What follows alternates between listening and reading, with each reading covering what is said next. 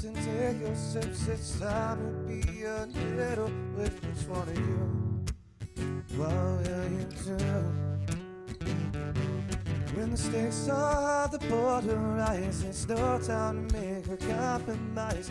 Turn to the river, shuffle to the bridge. Never we find out just what it is.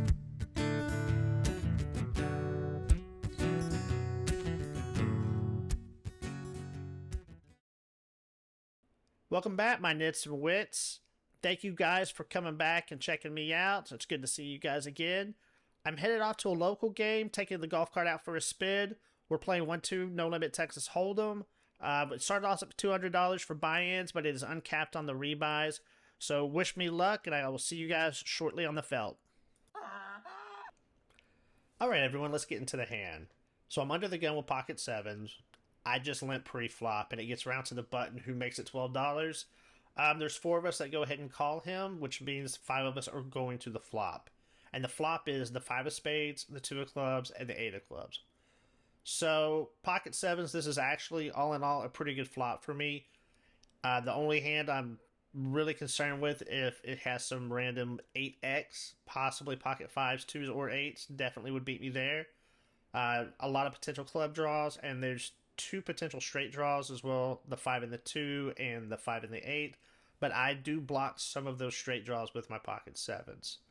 So it actually checks all the way around, and we get to a turn, and that turn is the 5 of diamonds. The big blind goes ahead and leads out for $25. I feel like against this opponent, I'm still good a good portion of the time, so I make the call, but under the gun 1 also calls as well. So there's 3 of us going to a river. The river is the 3 of spades. The big blind goes with the exact same bet of $25.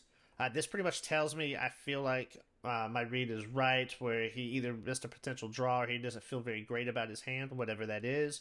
So I make the call. However, under the gun, 1 makes the call as well. And after he calls, well, he says, well, I've got a 5, so I've got to call. So he turns over his 5, and I go ahead, throw my hand into the muck, and we pass the chips his way. Alright, I'm in this hand, in the small blind with the 10 and 7 of diamonds. Pre-flop, the under the gun raises to $7. There are 2 calls, the button, and I go ahead and make the call as well. So the flop comes the Queen of Diamonds, Jack of Clubs, and 9 of Clubs. So that's actually a pretty good flop for me. I have an open-ended straight draw. I also have a backdoor flush draw. Somebody could potentially have a Queen or a Jack, obviously, in this situation. The pre-flop aggressor under the gun could have a multitude of things, starting with pocket aces. We'll just have to find out as play goes along. So it actually checks over to the button, who makes it $50, which is 2 times the pot, a little bit over 2 times the pot. So I go ahead and make the call, and I also saw the under the gun grab his calling chips. Another kind of reason that I made the call so quickly and easily. I've got a good draw, and I've got enough odds to make the call for sure. So the turn is the 5 of hearts. So I go ahead and check. Under the gun checks as well, and then the dealer, the player on the button goes ahead and goes all in for $66. So at this point, me calling really isn't a smart play, and the reason is because I need to be good roughly 27% of the time with what's in the pot and what I am going to gain by making that call. I did have an open-ended draw, but the flush draw didn't get there, so I'm just down to 8 outs, which gives me roughly a 16% chance to win. So in the long run, this is really, really a bad play. So here's the thing. I've been running extremely bad this session. I have not dragged one single pot, haven't won a single hand. So instead of making the correct or smart decision, I try to force it and hopefully get lucky with it. Well, the river was a blank. I don't remember what it was. There was so much talking and hoopla going on. It typically is this house game. But excuse me. the player in the button shows over he turns over ace of spades and queen of clubs. So he had top pair. He was over betting, trying to protect his hand. He didn't want anything else to get there or draw out, and he happened to win this pot.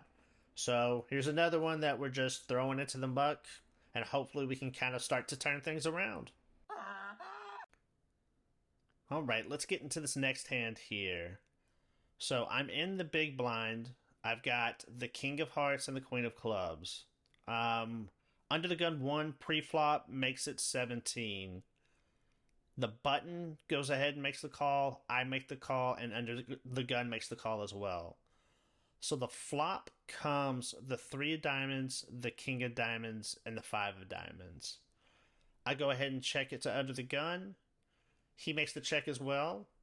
And then under the gun 1 goes all in for $113. So there's about $68 in this pot. It's roughly a pot and 3/4 bet. The button folds, and then I start going into the tank. And I'm talking about I go in the tank for a few minutes. So tonight he had been raising pre-flop between $6 and $12. This player is typically a very aggressive player in this game, but I hadn't been running very well against him. So that kind of comes into play in my mind as well. So I'm thinking, so he's pre-flop bet a little higher than usual. So it could be aces, it could be queens, very rarely or possibly kings as well. Ace, king, and then all of those could have a diamond. So he could be on a diamond draw. I doubt it's 2 diamonds because I feel like he would have just bet a little smaller, try to entice people to come into the pot with him. It really feels like he's on some possible random flush draw. I don't have a diamond in my hand, so that's good. That probably means that's possibly what he has.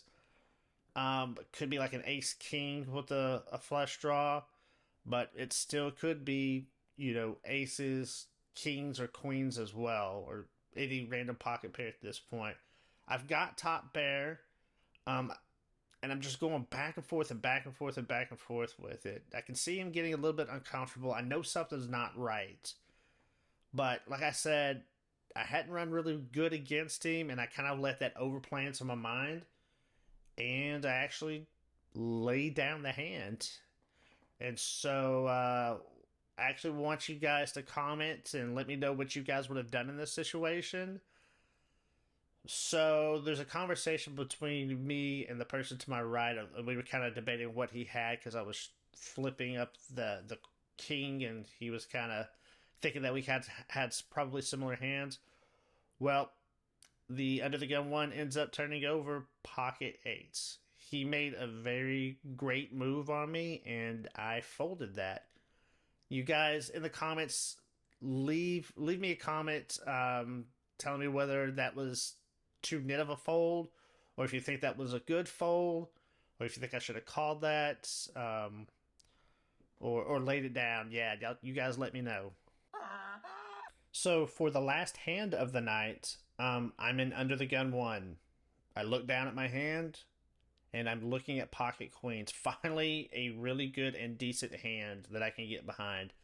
Been waiting all night for a hand like this, so I go ahead and raise up to $16.